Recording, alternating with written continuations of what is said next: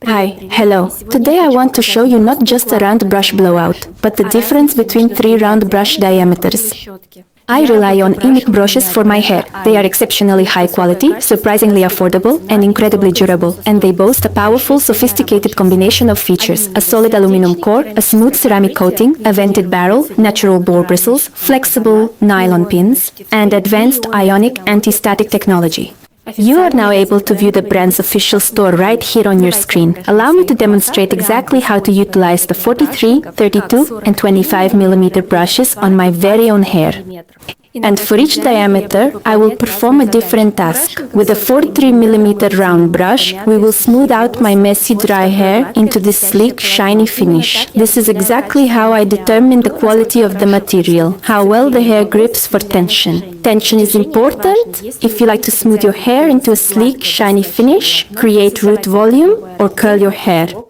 Basically, I try everything out myself first, and then I share it with you. Using a 32 mm round brush, we'll add root volume to my already straightened hair, and with a 25 mm round brush, we'll create a voluminous textured style like this. A round brush is more than just a round comb. It serves several purposes at once. It provides tension, conducts heat, directs airflow, and shapes your hair. And the brush's diameter is essentially the radius of your future blowout. The larger the diameter, the softer the bend, and the smoother the result. The smaller the diameter, the more intense the curl, and the easier it is to lift the roots or create more defined texture. And an important point, never skimp on good round brushes. Their high quality is the key to your hair's health, the #1 hairstyling tool. We are creating a smooth, shiny finish. I'm using the largest round brush, 43 mm in diameter. My goal right now isn't to create curls, but to smooth out the hair. My hair is clean but messy. I went to bed with wet hair. As you can see, there are kinks, and in some places it doesn't sit right and is frizzy. I always test the quality and performance of a round brush first on my dry, messy hair. That way, you can immediately see how well the brush handles the task. And this is where the large 43 mm diameter works perfectly. The aluminum base heats up quickly, and the ceramic coating ensures more even heat distribution. The bristles hold the hair under tension, while the nylon bristles detangle any knots. It is this combination that provides the quick effect of a smooth, sleek finish. This is very important for styling. You really need to avoid taking sections that are too thick. Always try to keep them significantly thinner than the diameter of your round brush, because if your sections are far too thick, even a high-quality vented brush simply won't be able to dry the hair thoroughly or evenly enough. While the hair might appear perfectly smooth on the surface, the layers underneath will never actually set properly. Consequently, your finished style just won't hold its shape, and you'll find that the ends start to freeze up all over again very quickly. I place the brush under the strand, apply gentle tension, and direct the airflow parallel to it. And it's simple physics at work here. Heat and tension temporarily reshape the hair, and once the excess moisture evaporates, the hair sets in the desired position, taking on the intended shape. But the tension must be controlled. You don't need to pull your hair out or heroically endure the pain. A good round brush should hold the section of hair without turning the styling process into a struggle. I really appreciate how AIMIKE brushes incorporate a unique combination of both natural bristles and flexible nylon pins. The nylon pins are designed to penetrate deep into the hair section, effectively holding it securely in place, while the natural bristles work much more gently across the surface of the hair. They help to smooth out the hair, visually enhance the shine, and create that essential tension and grip. After all, achieving that kind of shine isn't just magic. Hair shines when the surface is smoother and light reflects more directly. If the cuticle is raised, the light scatters and the hair will look dull, even if it's clean. Moving on to the second style, #2. Here, I'm adding volume. We've already smoothed the hair, the surface is shiny and even, and now I want to add some volume. At first I didn't want to, but then I changed my mind. What should I do?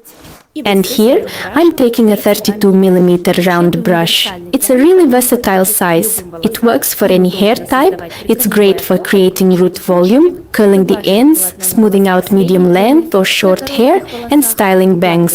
Why didn't I use the 43 mm one I used to smooth the hair? Large diameter brushes aren't ideal for roots, especially on shorter hair that needs extra lift. A 32 mm barrel is perfect, as it handles all basic styling needs. I section off a strand, place the brush at the root, and rotate. The nylon pins pick up the strand perfectly, and the bristles create the tension I really need right now. And here, I'm not just drying, but lifting the strand slightly against the hair growth. I direct the hairdryer nozzle along the strand and heat it with a warm airflow. Heated it up, switched to cold air, cooled it down. And all this while maintaining tension. When working at the roots, your hand is constantly twirling the brush, maintaining tension and changing the angle. If the handle is uncomfortable or slippery, you end up gripping it tighter. But AIMIKE brushes have a textured, rubberized handle that's comfortable to hold, and that's no small detail. When styling, the quality of movement has a huge impact on the result. You can now see that root volume has been added to the smooth hair. We've added shape at the base, and this is a perfect example of how a 32mm round brush works with more local precision than if I were using a larger 43mm brush. Moving on to the third hairstyle. These are textured curls. For this, I'm taking the smallest of these 3 round brushes, the 25mm one. I've washed my hair and dried it until it's 80% dry. I should clarify that we use round brushes on damp hair. Under no circumstances should you use them on wet hair.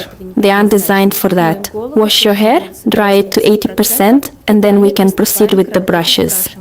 I pick up a small section of hair and wrap it carefully around the round brush. I am currently aiming the hairdryer at a slight angle. I am warming it up in a very gradual way by using these slow, deliberate, constant twisting and wringing motions. Gradually, I'm going down.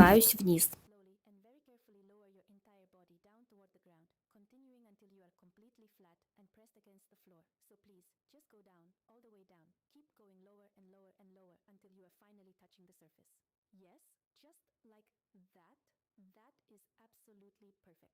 Stay down. Do not move a single muscle. Keep yourself pressed down. Right there. That is exactly where you need to be. Stay down, stay down, stay down. Do not move at all. Just remain right there. It's working out for me. A little cord like this. And while it's warm, I wrap it around my fingers and secure it with a clip so the curl cools in shape. This is a very important professional tip. Many people at home curl a strand and let it go while it's still hot, and 5 minutes later, the curl is gone. Why? Because the hair hasn't cooled down yet and hasn't set its shape. Gravity immediately starts pulling the hot strand down and the curl falls out. So, if you want a longer lasting texture, especially on soft, fine hair, it's better to let the curl cool in a fixed position. The clips here don't just act as holders. They help preserve the shape of the curl while the hair cools down. It is also quite important to secure it without creating any kind of sharp, unwanted crease. If the clip happens to be too tight or is placed rather poorly, you could end up with a rather unsightly dent. That is precisely why I always secure it very gently without ever pressing down too hard on the hair. I use these metal clips, and the AIMIKE brush set also conveniently comes with these really great clips. It features a specialized silicone pad that cushions the grip, which prevents even the most delicate and thinnest strands from ever slipping out. This versatile clip is designed to hold both thick and thin strands of hair with equal effectiveness and ease. If you find that your hair isn't holding quite as well as you'd like, please don't feel the need to rush into adding more styling products right away. Instead, I suggest you check these 3 simple things. Was your hair perhaps a little too damp? Was the section of hair too thick? And are you remembering to use the cool shot setting? More often than not, the real problem isn't the product, but one of these 3 factors. Once the curls have cooled down, I remove the clips and you can see what a great texture I've already achieved. First, I break them up with my fingers and shake them out at the roots. If you want a softer wave, you can run your hands through them. If you want more defined texture, keep the strands more intact, just gently separating them with your fingers, and now you've clearly seen how 3 different diameters produce 3 different results. 43mm gives you a smooth, shiny finish, stretches the hair, adds shine, and creates neat ends. 32mm is a versatile diameter. In my case, it provides root volume and control at the base of the strand. 25mm creates a more defined texture, curls, and shapes that we set while they cool. I like to demonstrate these kinds of tools through hands-on practice. If you're at home wondering why your blow dry isn't working out, don't start by buying 10 different products. Start with basic physics. Your hair needs to be prepped, the section shouldn't be too thick, the hair dryer should follow the direction of the cuticle, and the shape needs to cool down before you release it. I'll leave information about my AIMIKE brushes and the brand's official website in the video description. Let me know in the comments which hairstyle you prefer. And of course, if you found this helpful, give it a like, subscribe if you haven't already, and visit my channel more often. I have plenty of useful and interesting content about hair and makeup. Bye bye, see you next time.